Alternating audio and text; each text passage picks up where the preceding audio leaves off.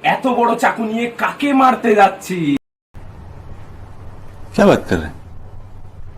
আজ বিকেল বিকেল আমার পরিবার কিন্তু আমাকে সারপ্রাইজ দিয়ে দিল। কিভাবে জানো?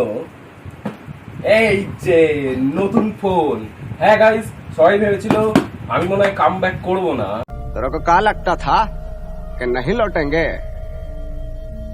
জাস্ট কিডিং গাইস, আমি কাম ব্যাক করে গেছি উইথ মোটোরোলা H50 ফিউশনের সাথে। আর প্রথমেই বক্সের সিল ওপেন করে নিই, করার পর দেখতে পাই সুন্দর ফোনটাকে।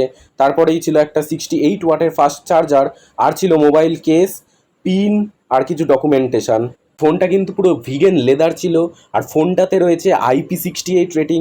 আর যাই বলো, লুকস অ্যান্ড ডিজাইন অসাম লেগেছে আমার।